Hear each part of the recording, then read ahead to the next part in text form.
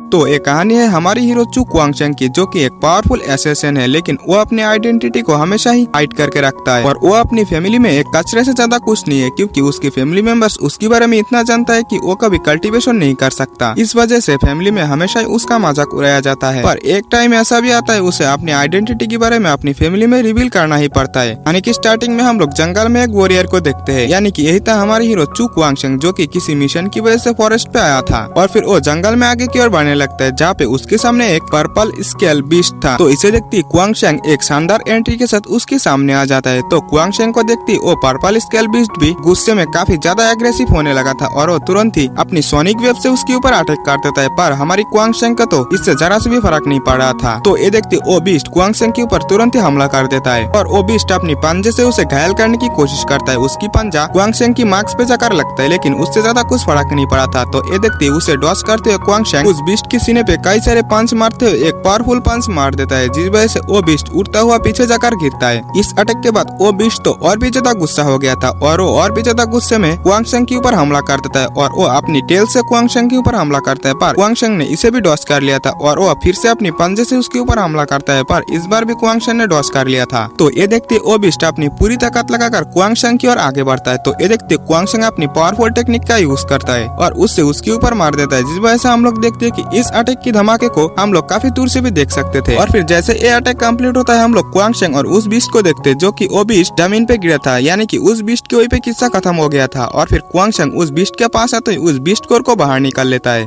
इसे हासिल करने के बाद क्वांगशेंग भी रिलैक्स फील करता है, यानी कि क्वांगशेंग का मिशन यहीं पे कंप्लीट हो गया था। और फिर हम एक स्टोर की ओनर को देखते हैं, जिसका नाम ल्यूफी थी। और फिर हम वहीं पे क्वांगशेंग को भी देखते हैं, जो कि वहीं पे आते ही बीस्ट कोर को उसके सामने फेंक दिया था। तो इसे देखते ल्यूफी उस बीस्ट कोर को चेक करते हुए कहती है, में तुमने इस बार भी अपनी मिशन को सक्सेसफुली कंप्लीट कर लिया, इसके बदले तुम्हें कई सारे पैसे मिलेंगे। और वो क्वांगशेंग को कई सारे गोल्डन कॉइन्स दे देती है। तो ये देखते क्वांगशेंग उसे थैंक्स करते हुए उस गोल्डन कॉइन्स को इकट्ठा करने लगी थी। और फिर ल्यूफी क्वांगशेंग की एकदम करीब आकर कहने लगती है, अगर तुम थके हुए हो तो तुम यहाँ पे एक कमरे में जाकर आराम कर सकते हो। पर हमारा सख्त लौंडा उसकी बातों पे ध्यान नहीं देता और वो उन पैसों को इकट्ठा करते हुए वहाँ से जाते हुए कहता है, मुझे इसकी जरूरत नहीं है। तो ल्यूफी उसकी ओर देखती हुए कहती है, यार ये तो गजब आदमी है, इसने मेरे ऊपर ध्यान ही नहीं दिया, चाहे कुछ भी हो तुम मेरी पकड़ से फिसल नहीं सकते। और फिर क्वांगशेंग को मिस ल्यूफी की कमरे से जाता हुआ देखकर कुछ लोग कहने लगता है, क्या मिस ल्यूफी आप इस लड़के से प्यार करती है, ये तो फेमस भयंकर है। सभी लोग क्वांगशेंग की इस रूप को भयंकर नाम से बुलाती है। और फिर वो लोग फिर से कहने लगता है, एक मास्टर जिसने अपनी दम पर ही अपने नाम को 10 रैंकिंग में बनाया है और इसे मार्शल आर्ट की दुनिया में भयंकर भी कहा जाता है। और फिर हम उस स्टोर की बाहर एक लड़की को देखते हैं, जो कि भयंकर का यानी कि क्वांगशेंग का ही वेट कर रही थी। तो वो भयंकर को देखते उसके हाथ पकड़ते हुए कहती है, मैं तुमसे काफी लॉन्ग टाइम के बाद मिल पाया, इसका नाम लीन राव थी और ये लीन फैमिली की सबसे बड़ी बेटी थी। और वो फिर से भयंकर से कहती है, क्या तुम इसे अभी भी नहीं समझ पाए कि मैं तुम्हारे लिए कैसी फीलिंग्स रखती हूँ। तो भयंकर अपने हाथ छुड़ाते हुए उसे जाते हुए कहने लगता है, ऐसा नहीं हो सकता क्योंकि तुम्हारे पहले से एक हस्बैंड मौजूद है। तो भयंकर को ऐसा जाता हुआ देखकर लीन राव पीछे से कहने लगती है, उस आदमी के नसीब में तो कुछ भी होना लिखा नहीं है, पर ऐसे भी मुझे इसमें कोई इंटरेस्ट नहीं है। तो ये सुनती भयंकर कहता है, तुम जिस पर्सन के बारे में बात कर रहे हो पूरी तरीके से हारा हुआ पर्सन है और वो कभी कल्टीवेशन नहीं कर सकता, इस वजह से बेशक कि तुम इंटरेस्ट नहीं हो। और हाँ मिस लिन, मैं बता दो कि मुझे भी आप पर कोई इंटरेस्ट नहीं है। पर लिन रुओ तो अभी भी नहीं जानती थी कि वो जिस पर्सन के बारे में इतना बुरा भला बोल रहा है वो यही है। और फिर हमारा भयंकर सख्त लौंडा यानी कि क्वांगशेंग वहाँ से जाने लगता है। तो ये देखते मिस लिन गुस्से में चिढ़ते हुए कहती है, आज तक किसी ने मेरे साथ ऐसा बिहेव करने की हिम्मत नहीं की, और वही पे चिढ़ने लगती है। और फिर हम लोग भयंकर को देखते हैं, जो कि एक जगह पे आ गया था जहाँ पे कोई भी नहीं था और वो धीरे से अपनी मार्क्स को उतारता है और यही से हमारा हीरो की पहचान होता है, जो कि चू फैमिली की सबसे बड़ा बेटा था, चू क्वांगशेंग। और फिर चू क्वांगशेंग अपनी असली हुलिया में आकर वो अपनी फैमिली में पहुंच जाता है, जहाँ पे वो जैसे ही फैमिली में पहुंचता है वो देखता है कि उसकी फैमिली मेंबर से कोई बदतमीजी कर रहा था। तो वो तुरंत दरवाजा को खोलकर अंदर आ जाता है, जहाँ पे हम लोग देखते हैं कि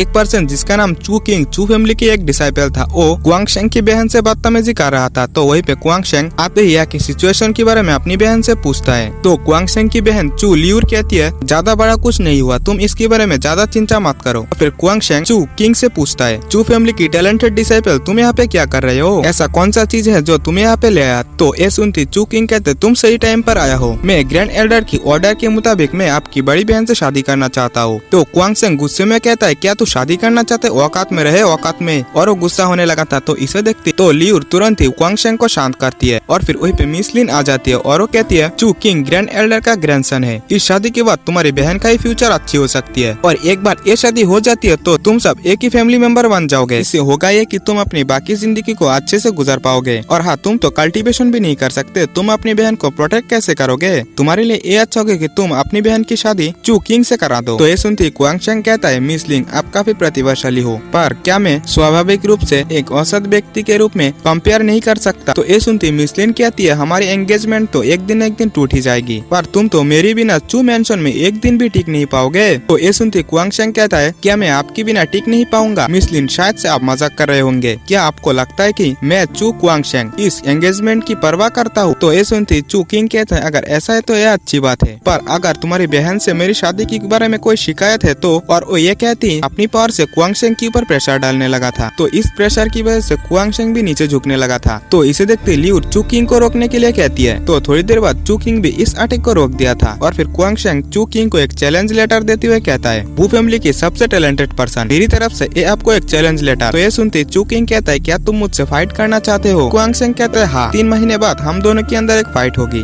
और इसमें अगर मैं हार जाती हूँ तो तुम मुझसे जो चाहे वो कर सकते हो, पर अगर इसमें तुम हारते हो तो मेरी बहन के साथ जो तुम्हारी एंगेजमेंट है उसे तोड़ना होगा और तुम्हें हमेशा हमेशा के लिए इस मेंशन से जाना होगा। चू किंग ने तो हंसते हुए तुरंत ही उसकी चैलेंज को एक्सेप्ट कर लिया था और फिर वो दोनों वहाँ से जाने लगता है। जाते हुए मिस लिन कहती है, अगर तुम्हारी बहन की शादी चू किंग से हो जाती है तो मैं तुम्हारे लिए एक शॉप की इंतजाम कर दूंगा ताकि तुम अपनी बाकी जिंदगी शांति से गुजार सको। उन लोगों के जाने के बाद लियू क्वांगशेंग से कहता है, भाई तुम्हें उन लोगों के साथ फाइट की चैलेंज को नहीं करना चाहिए था। तो क्वांगशेंग कहता है, तुम चिंता मत करो, 3 महीने बाद उन लोगों को मैं दिखा दूंगा कि हम भाई बहन कोई ऐसी चीज नहीं है जिनके साथ खिलवाड़ किया जाए। तो लियू क्वांगशेंग की ऐसे बातों को सुनकर वो कहती है, आज तो क्वांगशेंग कुछ अलग अलग सा लग रही है। वे कहती है, उसे तुरंत ही चक्कर आने लगते हो और वो वहीं पे बेहोश होकर गिर जाती है। तो क्वांगशेंग तुरंत ही उसे बेड पे सुला देते हैं और यू से कहता है, तुम ये पैसे लो और जल्दी से जाओ और इसके लिए कुछ मेडिसिन लेकर आओ, मैं माउंटेन पे कुछ मेडिकल हर्ब्स को लेने के लिए जा रहा हूँ। लियू तो क्वांगशेंग के पास इतनी पैसे देकर वो शॉक हो चुकी थी। और फिर हम क्वांगशेंग को माउंटेन में देखते जहाँ पे उसकी जरूरत की सभी मेडिसिन हब को ढूंढ लिया था और वो फिर से जल्दी जल्दी में घर की ओर जाने लगता है। तो क्वांगशेंग को महसूस होता है कि उसके पीछे कोई है, तो वो पीछे मुड़ते कहता है, मेरे पीछे कौन है, तुरंत ही बाहर आओ। तो वो सभी पर्सन बाहर आ गया था और इन मेंबर्स का लीडर जो था वो चू किंग की एक ब्रदर था जिसका नाम चू यान था। और फिर चू यान कहता है, तुम्हारी जैसा हारे हुए पर्सन मेरे भाई चू किंग को चैलेंज किया। इसे देखते ही क्वांगशेंग को चू यान के बारे में याद आने लगती है, जहाँ पे 1 साल पहले चू यान ने इसकी से गंदी हरकतें करने की कोशिश किया था और इसकी वजह से उसे चू फैमिली से निकाल दिया जाने वाला था। और फिर क्वांगशेंग उन लोगों से पूछता है, तुम लोग बस इतना ही कहने के लिए यहाँ पे आए थे? तो चू यान कहता है, तुम्हारे हाथ में जो मेडिकल हर्ब है वो हमें दे दो, हम तुम्हें कुछ नहीं कहेंगे। तो क्वांगशेंग भी उन्हें वो सभी मेडिकल हर्ब देते हुए से चला गया था। और फिर हम लोग फिर से क्वांगशेंग को देखते जो कि पेड़ के ऊपर होते हैं उन लोगों को पीछा कर रहा था और उन लोगों को देखते हुए कहता है, क्या तुम लोगों को लगता है कि मैं तुम लोगों को इतना आसानी से जाने दूंगा? और फिर क्वांगशेंग तुरंत ही अपनी भयंकर वाले रूप में आ जाता है और वो उन लोगों को डराने लगता है। और फिर थोड़ी देर में वो उन लोगों के सामने आ जाता है और वो कहता है, मैं एक ऐसी पर्सन की तलाश कर रहा हूँ जिसके साथ झगड़ा किया जाए। तो अपनी सामने भयंकर को देखकर उन सब की तो पैंट ही गीली हो गई थी। और फिर चू यान अपनी मेंबर्स को भयंकर के ऊपर अटैक करने के लिए कहता है। तो ये देखते भयंकर भी उनके ऊपर अटैक कर देता है, एक एक करके उन सभी को पीट डालता है। तो इसे देखते चू यान जो पहले से डरा हुआ था, भयंकर एकदम से उसके सामने आ जाता है। तो वो और भी ज्यादा डर जाता है और वो वहाँ से भागने लगता है, पर भयंकर ने पीछे से उसके हाथ को पकड़ लिया था